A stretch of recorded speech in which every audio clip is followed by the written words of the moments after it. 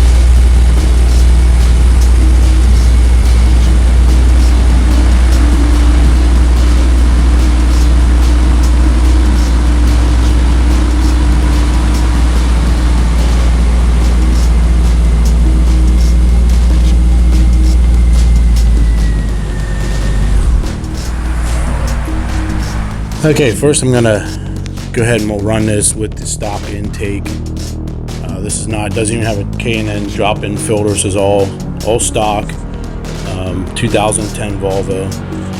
And I'll put the microphone nearby here. Hopefully this works.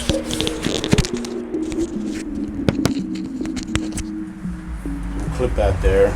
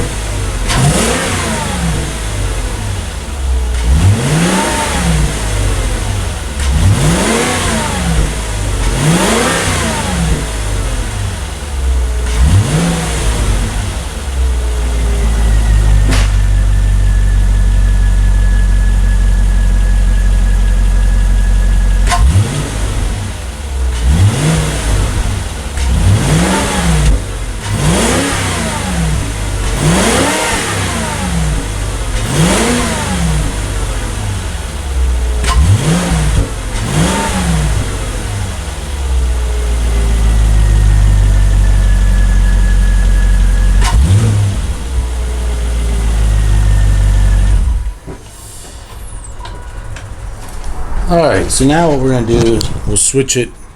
I'll put the aftermarket intake in. It shouldn't take too long. I'll probably speed the video up. It's only 2 screws for the MAF sensor and then a couple other little screws for the intake there.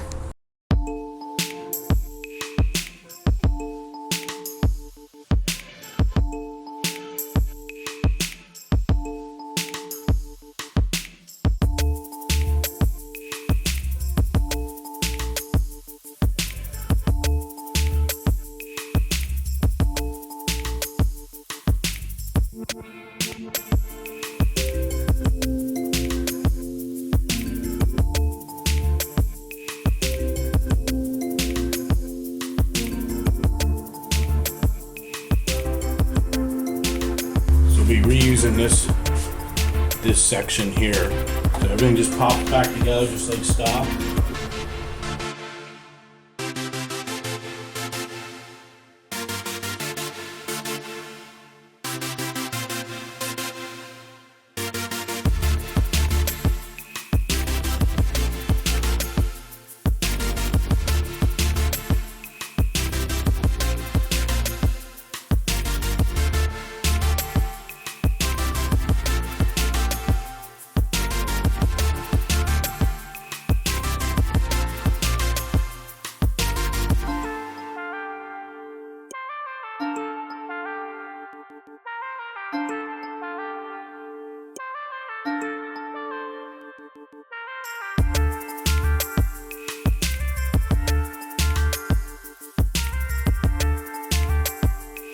don't want to lose these two, the two Torx.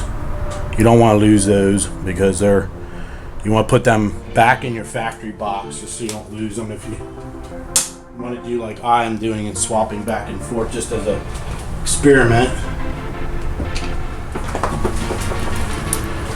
So for this other line right here, it doesn't seem to affect it either way. I put a little, I have a black soft rubber cap. I believe it came on, like, I'm not sure what it came on, master cylinder or something like that. I keep a lot of them handy, and I just put that inside of there like that.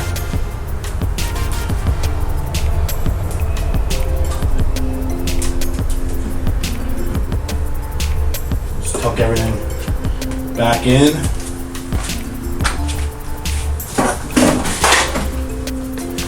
This is all 3-inch. So if you want to do a snorkel of some sort, eventually I would like to build a box, but I may not ever go through that trouble. This does snap right onto the factory 3-inch inlet. Then you can kind of bend this up to where you'd like. Probably the best way would be to mount it directly as so. But for experiment's sake, we're just gonna sit that like that for now, and we'll attach the microphone here. I'm gonna attach the microphone near it, and you'll get to hear the differences. I know quite a few of you guys wanted to hear what it sounded like. I'm hoping all the sounds pick up. Maybe we could bring the hood down a little bit, try to keep the sound contained.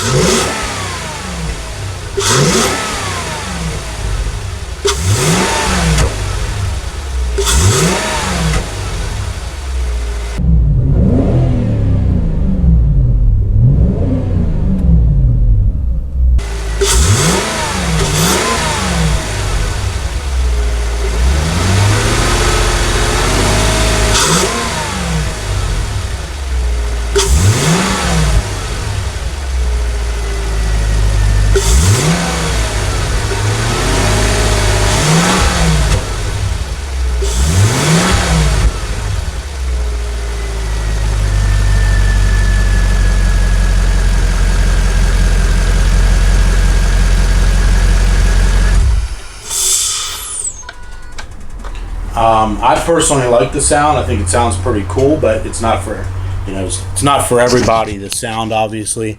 I like the noises it makes when you shut it off. It just sounds pretty cool, and I wouldn't say I would have this as a permanent solution by any means. This is something I did just for fun. I figured if it's under $50, do something fun other people can see, so they don't have to spend the money that it most likely doesn't make a whole lot of difference. To me, personally, the car felt peppier, but that could just be my buttocks, fooling me. But it sure seemed a little bit quicker to me with this setup on it now. But the best way to be is I'd like to make a carbon fiber box or a plexiglass box to enclose everything in would be the better deal. But for car shows, I would say this is awesome. Takes a few minutes to swap everything around, and this would look awesome. You open your hood up at a car show, and I think people will be like, ooh, that looks pretty cool. I chose this, I guess they call it white, but to me it's more of like a silver color, the filter. And I don't care for the chrome ABS tube here. I would probably just spray that with SEM satin trim black. Would look good, and possibly even all the chrome. I don't know. It doesn't bother me either way. I guess the car's got chrome on it now as it is, but I think I might leave it on there and drive it this week to work with it on, and get this zip tied up a little bit better here. But I think it sounds pretty mean. You guys have to let me know what you think. The Becker exhaust definitely helps too. It's pretty loud, and obviously you're getting some nice raspberries and little couple pops here and there inside the garage here. And I do have the garage door, of course, cracked in the back. I have the garage door. You can see there it's cracked. But you guys have to let me know what you think. I know there's a lot of you've been hounding me about this, and I know I kept putting it off doing some sound clips. I just hope it shows up on the microphone. Hopefully I didn't have the microphone too close or too far away. So there you go. That is the cheap intake.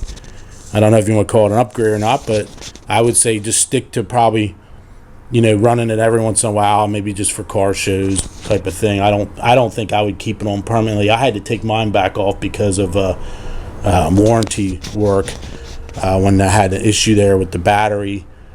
Only about 2 months after I bought the car, so I had a 3-month warranty, and so I put the stock air box back in because I didn't want them trying to blame any alternator issues or anything like that on the stupid intake, because as silly as that sounds, a lot of car dealers, they'll do that to you. They'll try to accuse you of tampering with the car or whatever.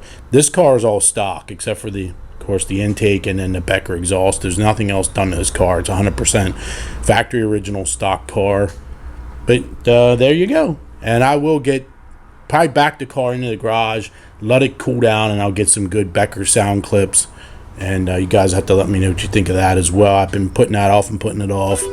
And all right, so thanks for watching. Be sure to share, subscribe to share this to the other Volvo V8 fans, and be sure to subscribe, hit the bell for notifications, all that jazz, and I will see you guys later. All right, thanks. See you guys later. Bye now.